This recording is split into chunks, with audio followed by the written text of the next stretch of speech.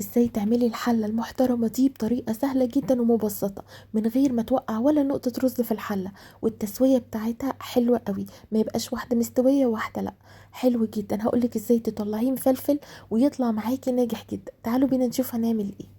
هحضر الكرنباية بتاعتي بالشكل ده. هبتدي اشيل الجزء اللي فوق زي ما انتوا شايفين. تمام كده.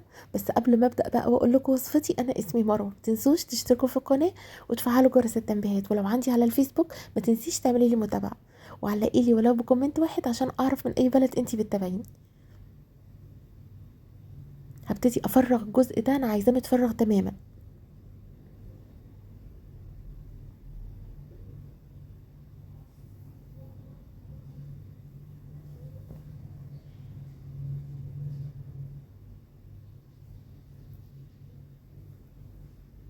بحضر بقى حله كبيره عندي واحط فيها ميه على الاخر، واحط كمان فيها معلقه محترمه من الكمون.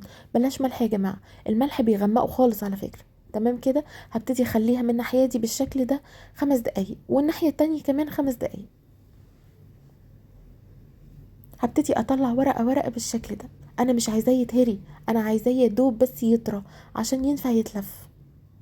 هبتدي اطلع واحده واحده بالشكل ده.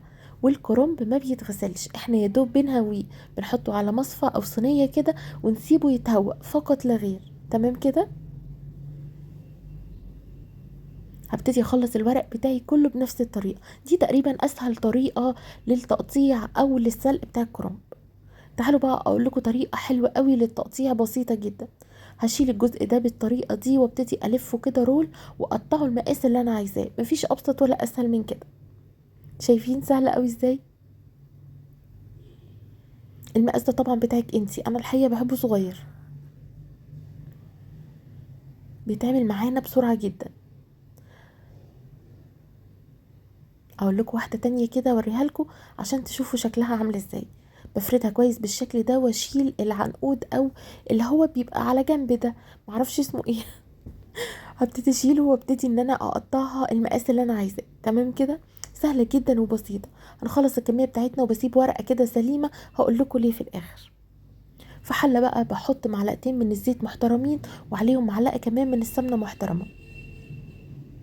هنزل بقى ببصلتين كده كبار مقلبزين كده مفرومين ناعم، وكمان معلقه صغيره من التوم المفروم. الريحه بقى هنا تجنن، انا مش عايزاها تتحمر، انا عايزه يدوب تشم النار والريحه بتاعتها تبدا تطلع.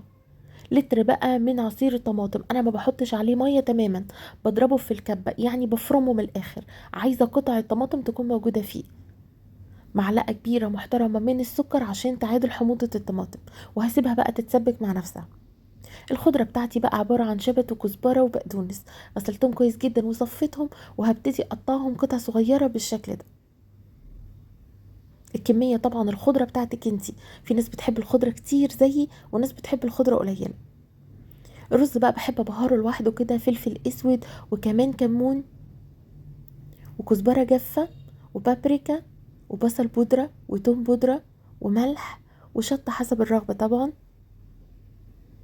حطيت من كل حاجه معلقه صغيره ما عدا الكمون. تمام كده. والملح كمان حطيتهم معلقه كبيره. هبتدي ابهر الرز بتاعي، والخطوه دي جباره تجنن، بتخلي كده المحشي في حته تانية خالص. هنزل بقى بالخضره بتاعتي بالشكل ده، وهقلبها كويس جدا مع الرز. بعد كده بنزل بالصلصه بتاعتي اللي اتسبكت كويس جدا. شايفين قطع الطماطم فيها ازاي؟ انا عايزاها كده، بتحلي المحشي بطريقه مش قادره اقول لكم تجنن. هنزل كمان بربع كوبايه من الزيت، وده اللي بيخلي بقى المحشي معانا يبقى فيه لمعه كده وبيفلفل. حطيت في الحله بقى شرايح من الطماطم والبصل، وقطع كده صغيره من الكرنب. تمام كده. تعالوا بقى نلفها مع بعض. اللي مش هتعرف تلف على ايديها بتلف بالشكل ده، بيتلف رول بسيط جدا. اهم حاجه ما تزوديش بس الرز قوي. انا بحب الفه على ايدي صراحه، بيسعف معايا اكتر يعني، بيبقى سهل جدا وسريع. تمام كده. هخلص الكميه بتاعتي كلها وارجع لكم.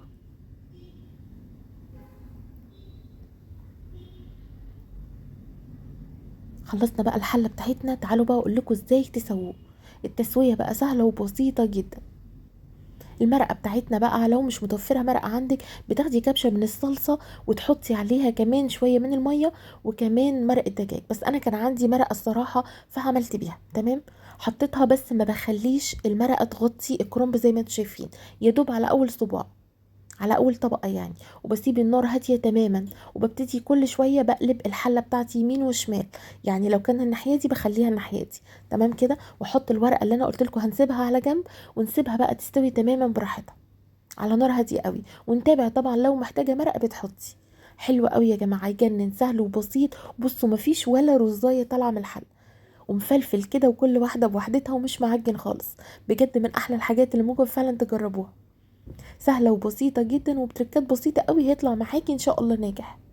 لو الفيديو عجبك ما تنسيش لايك وشير، وقوليلي من اي بلد انتي بتتابعيني. اشوفكم في فيديو جديد ووصفة جديدة. باي باي.